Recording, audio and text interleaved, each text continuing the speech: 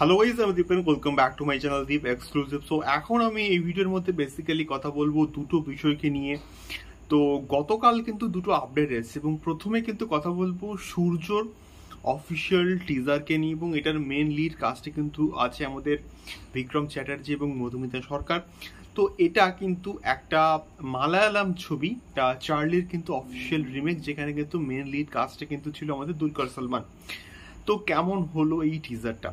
আমার টিজারটা কিন্তু বেশ ভালো লেগেছে, বেশ কিন্তু ডিসেন্ট কিন্তু লেগেছে, বেশ প্রমিসিং কিন্তু এখন অব্দি লাগছে। এবং বিক্রম চ্যাটার্জি তার রিসেন্টলি রিলিজ হওয়া যে কটা ছবি এসছে প্রত্যেকটা ছবির রেসপন্স কিন্তু পজিটিভ, এবং তার স্ক্রিপ্ট যে চুজিং, এই যে বিষয়পত্রগুলো, এগুলো না খুবই এখন ইনোভেটিভ এবং ক্রিয়েটিভ কিন্তু হচ্ছে, এবং ভালো ভালো স্ক্রিপ্ট দেখেই কিন্তু মোটামুটি তারা কিন্তু এটাকে চুজ করেছে। তো এটা রিমেক করছে ঠিক কথা, কিন্তু এই চার্লি ছবিটা হয়তো দেখেছে মানুষ, একটা লার্জার দেন অডিয়েন্স কিন্তু এখন অবধি আমাদের বাংলাতে দেখেনি হয়তো। তো এই জন্য আমার অ্যাটলিস্ট মনে হয়েছে এই ছবিটা চলতে পারে। এবং এখানে যে ফিমেল লিডে মধুমিতা সরকার, তাকে এই ক্যারেক্টারে কতটা ফিট করবে এটাই কিন্তু সব থেকে বড় কিন্তু আমার প্রশ্ন। এটা কি সঠিক কাস্টিং হয়েছে?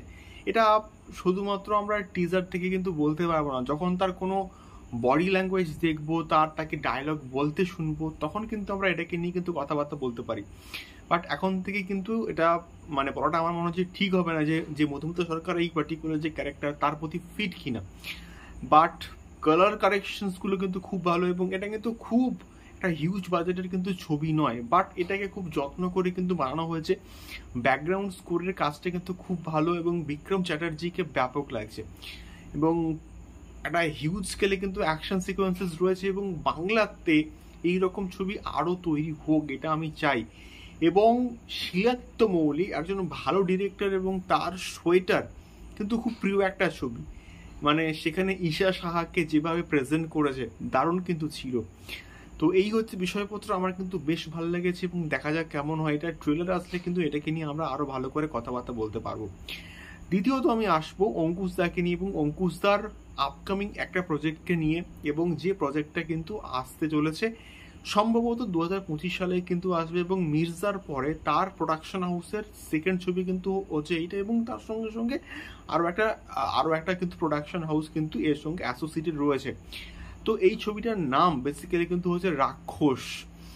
তো নামটা বেশ ইন্টারেস্টিং কিন্তু লাগছে, এবং এটা মেবি একটা থ্রিলার জনরার প্রজেক্ট কিন্তু হলেও হতে পারে। এবং আমি যেহেতু নামটা রাক্ষস, সেই অনুযায়ী কিন্তু এটা গেস করছি বা প্রেডিকশন করছি, এটা হতে পারে। যে 100% শিওর আমি তা কিন্তু একদমই নয়, বাট এটা হতে পারে বলে আমার অ্যাটলিস্ট মনে হয়।